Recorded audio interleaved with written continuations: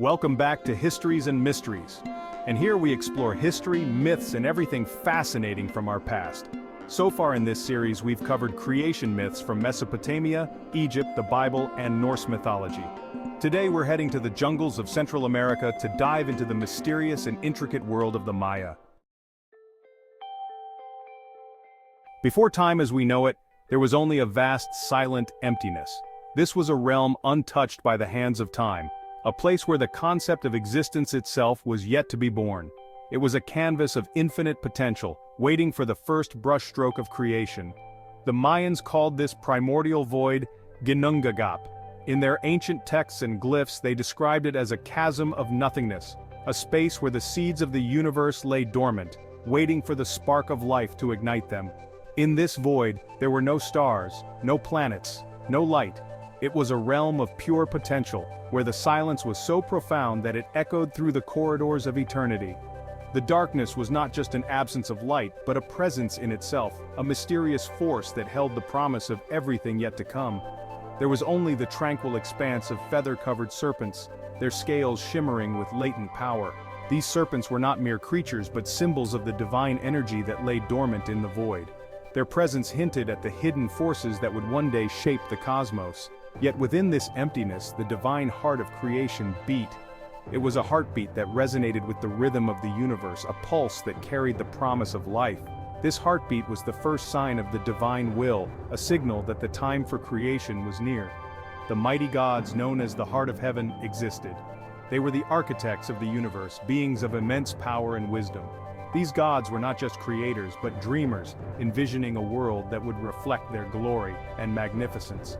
They dreamt of a world teeming with life, a testament to their power and glory. In their dreams, they saw lush jungles filled with diverse wildlife, vibrant forests, echoing with the sounds of countless creatures. They envisioned a world where every leaf, every drop of water, and every breath of air was a celebration of life.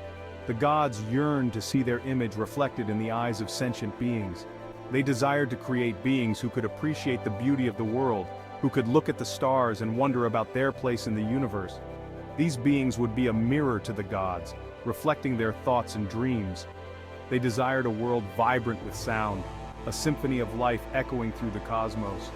The gods wanted to hear the songs of birds, the rustle of leaves, and the whispers of the wind. They longed for a world where every sound was a note in the grand symphony of creation. Thus began their grand experiment, a cosmic dance of creation and destruction that would ultimately give birth to humanity. This dance was a delicate balance of forces, a harmonious interplay of light and darkness, order and chaos.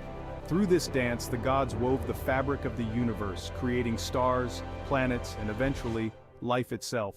Humanity was the culmination of their efforts, a species capable of understanding and appreciating the divine beauty of the cosmos.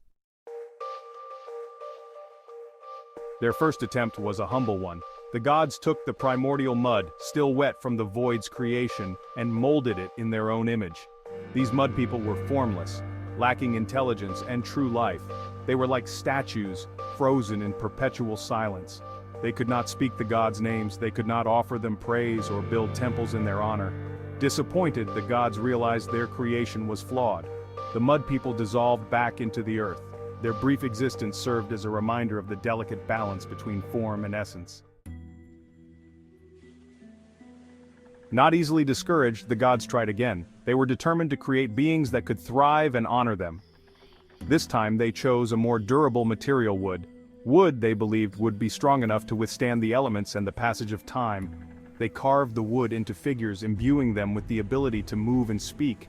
Each figure was meticulously crafted, with intricate details that reflected the gods' hopes and aspirations. The wood people were an improvement. They were more resilient and capable than their predecessors, and they quickly adapted to their surroundings. They multiplied and spread across the earth, their wooden footsteps echoing through the newly formed forests. The sound of their movement became a part of the natural symphony of the world. However, these beings were also flawed. Despite their durability, they were not perfect. They were stiff and unfeeling. Their movements, though precise, lacked the fluidity and grace of living beings. They lacked souls and the capacity for love, compassion, or true understanding. Their faces, though beautifully carved, were devoid of emotion. Their hearts, carved from the cold heartwood of trees, could not feel gratitude towards the gods. They were unable to appreciate the life that had been given to them. They grew arrogant and forgot their creators, their actions driven by instinct rather than wisdom. They roamed the forests, oblivious to the divine forces that had brought them into existence. Over time, their arrogance led to their downfall, as they failed to recognize the importance of humility and reverence. Nature began to reclaim them, their wooden bodies slowly deteriorating and becoming one with the earth once more. The gods watched, saddened by the failure of their creation, but undeterred in their quest to create beings worthy of the world they had shaped. The gods, angered by the wood people's ingratitude, unleashed a great flood upon the earth. The skies darkened and the heavens opened up, pouring relentless rain that seemed to wash away not just the land, but the very essence of the wood people. The floodwaters rose, consuming everything in their path, a testament to the gods' fury. The wood people were washed away, their wooden bodies splintering and dissolving in the deluge. The once vibrant communities of wooden beings were no more, their remnants scattered and lost in the muddy currents. The gods' wrath was absolute, leaving behind a world cleansed of the ungrateful creations. Yet, even in their anger, the gods yearned for companionship. They longed for beings who would not only worship them, but also understand the delicate balance of the world. The gods desired a creation that could appreciate the beauty and complexity of life, a creation that would stand the test of time. They sought a creation that would honor them and bring balance to the world. The gods convened, their divine minds working in unison to conceive a new form of life. They envisioned beings who would live in harmony with nature, who would cultivate the land and offer their gratitude through rituals and ceremonies. It was then that they turned to maize, the sacred grain. Maize, with its golden kernels, represented life and sustenance. It was a gift from the gods, a symbol of abundance and fertility that could nourish both body and soul. The gods saw in maize the potential to create beings who would thrive and prosper. Maize was life-giving, a symbol of abundance and fertility. The fields of maize, bathed in sunlight, were a testament to the gods' generosity. The ripening stalks swayed gently in the wind, promising a bountiful harvest. The Mayan farmers, with their deep connection to the land, understood the sacredness of maize and tended to it with reverence.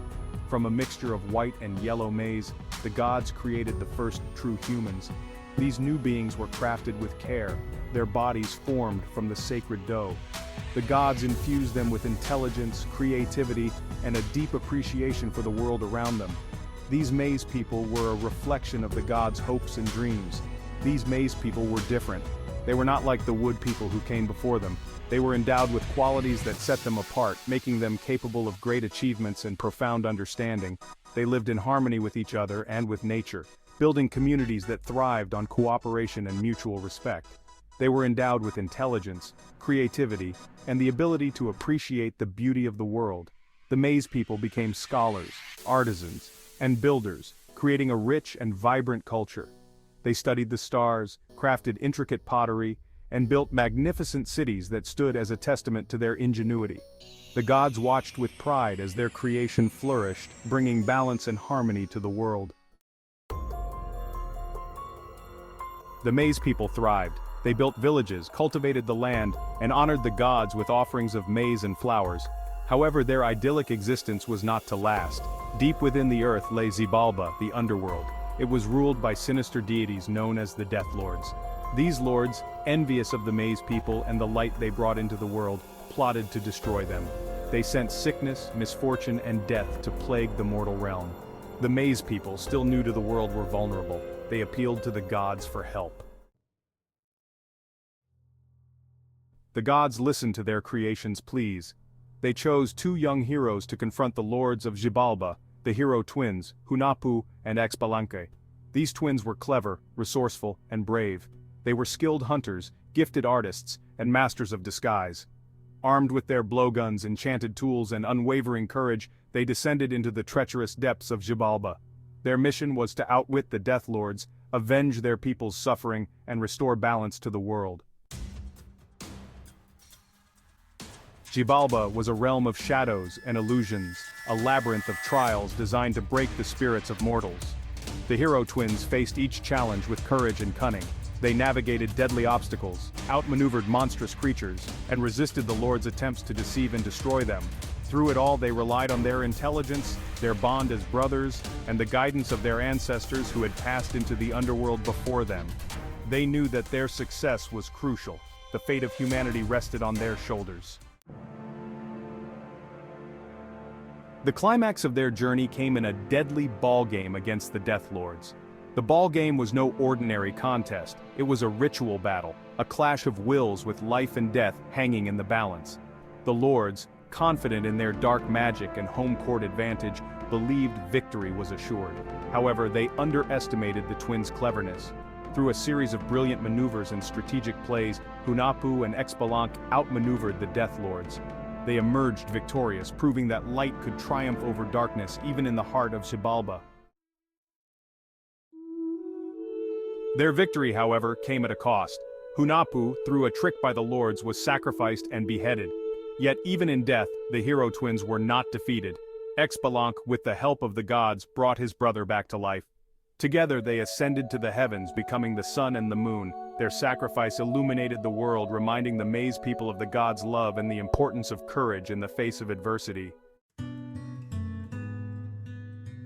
The Popol Vuh, the sacred book containing these stories, is more than just a creation myth. It's a testament to the Mayan worldview, reflecting their deep connection to nature, their understanding of life, death, and rebirth, and the importance of community and resilience. The Maze gods' sacrifice to create humanity highlighted Maze's central role in their culture. Maze wasn't just food, it was sacred, a gift from the gods and a symbol of their own creation.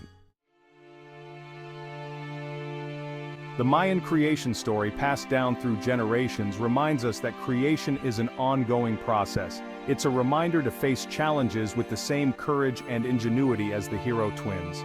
Just as the Maze people learned and adapted, we too must strive to live in harmony with nature and with each other. Their story echoes through time, a testament to the enduring power of storytelling and the human spirit's ability to find hope and meaning, even in the face of life's greatest mysteries. If you found this myth as fascinating as I did, be sure to like this video and subscribe to Histories and Mysteries for more stories from ancient civilizations. In the next video, we'll be exploring another incredible creation story, so stay tuned.